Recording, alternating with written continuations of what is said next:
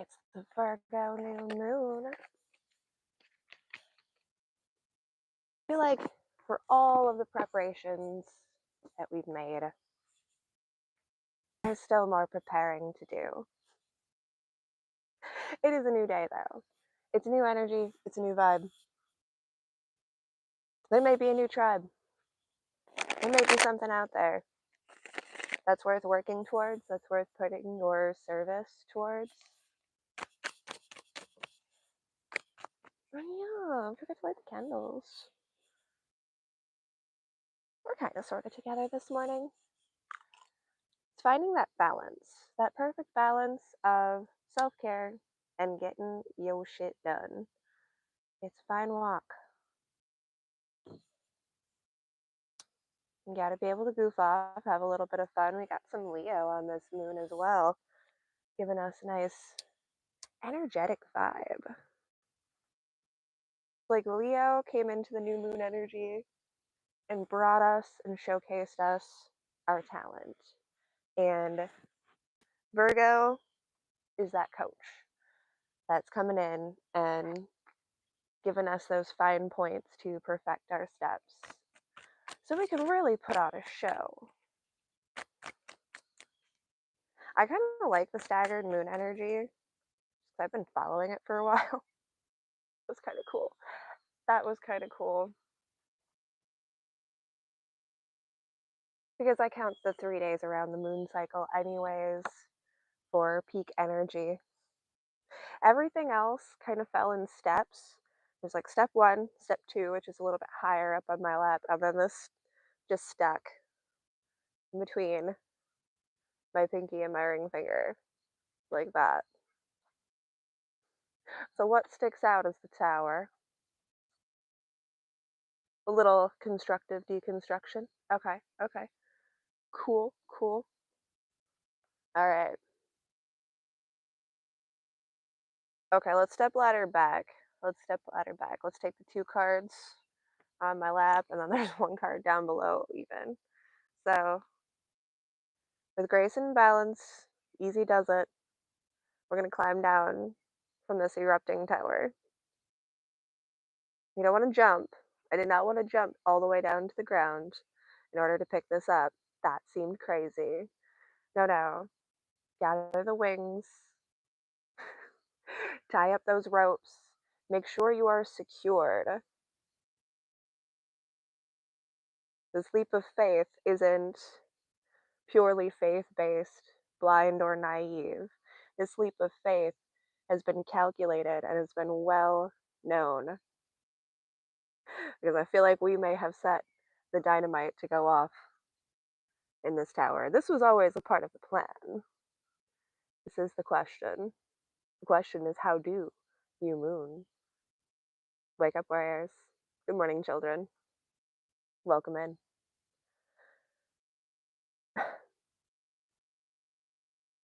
So, embracing the spirits of the light and feathery, hovering, climbing, cascading, and very carefully dropping.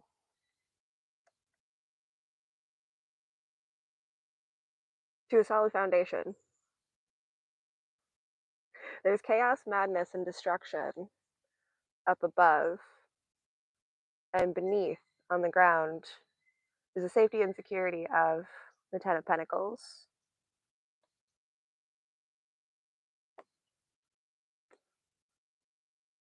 It's a very like ninja-esque artful dance, kind of cascading, climbing down this tree.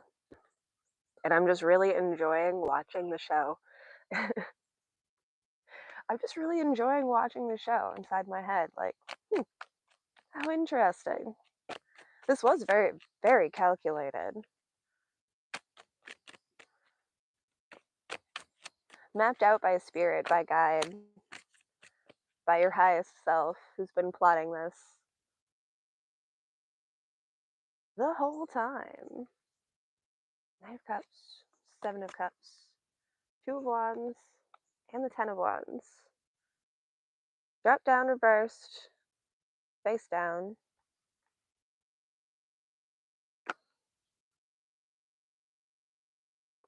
I'm gonna lay him out at the ground level.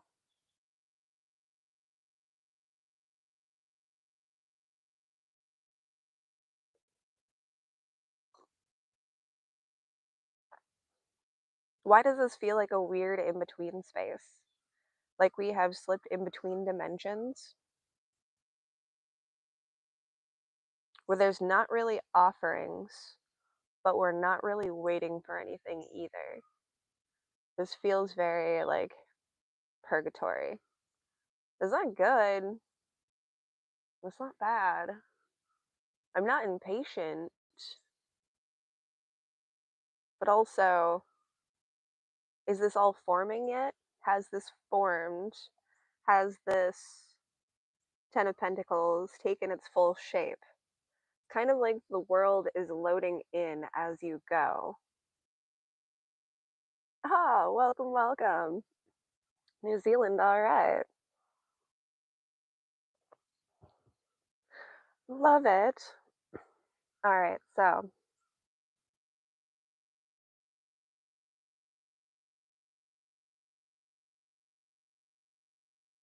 it's not good, it's not bad, it's not ugly. We're in this quiet space of not really participating with neither the negative nor the positive. We're just kind of sitting back and we're really figuring out which one's the right answer. How do we navigate this? Kind of like feeling around in the dark, waiting to get your night eyes. And that's what you have to do when you want to see in the dark.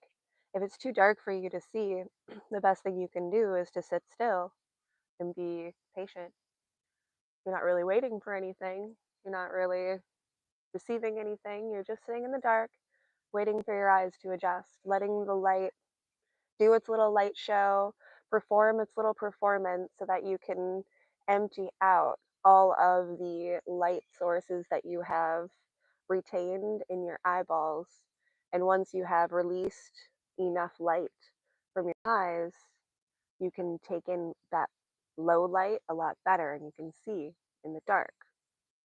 Maybe not everybody can see in the dark, but this is how you see in the dark, kids. And it's a very helpful and useful trick, and it can teach you a lot about self in doing these small practices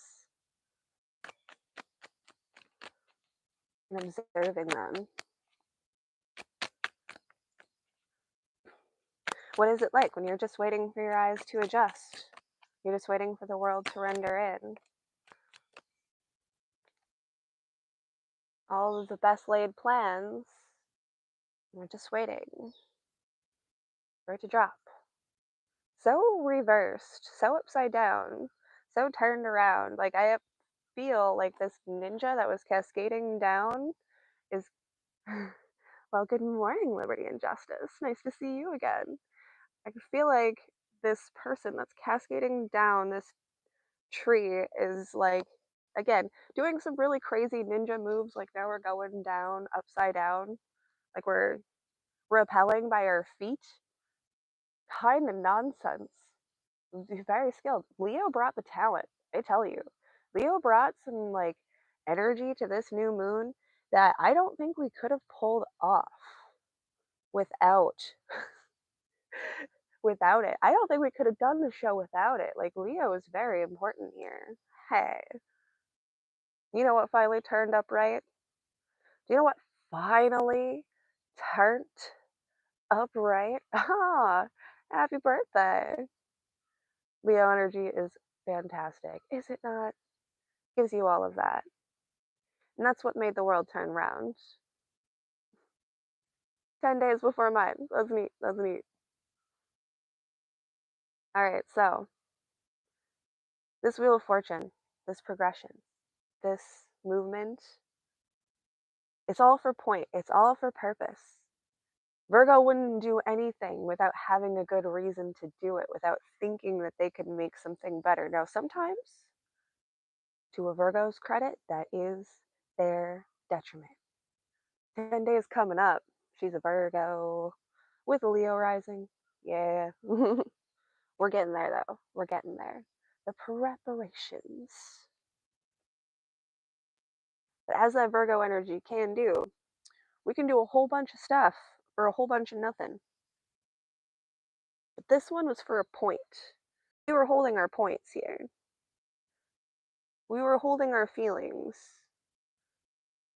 like a crown on our head. They were our guiding light. We had to trust our intuition. There was no way to see clearly in such a chaotic and destructive situation and pattern. That was the power that was in everything that we just ignited. It was the illusion, it was the confusion, it was the gaslighting, the trips and the trepidations of, I want to say, pathetic arguments. I don't it seems harsh, and we're really trying to not be aggressively harsh, but it just seems like there was so much piddliness that we were tripping over like little rocks in dirt when we were in the beautiful garden and it's just the forest floor. Like we were in this tree out in the glorious canopy of nature in a cathedral of forest, and somebody in this beautiful environment was looking at the situation and saying like, look at this dirt, this place is filthy.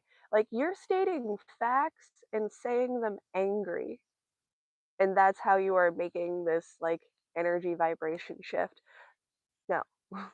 This is a gorgeous tree. This is a gorgeous cathedral of nature, of earth, of element. You know, if you're bothered by a couple of rocks and a little speck of dirt, well, maybe this isn't your temple.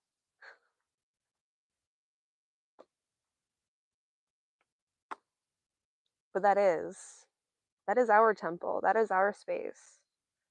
And it's not about claiming wants or desires or fulfilling for ourselves or really anybody else. It's about participating with the motion and the flow of the very nature around us. It's observing the changes of the season.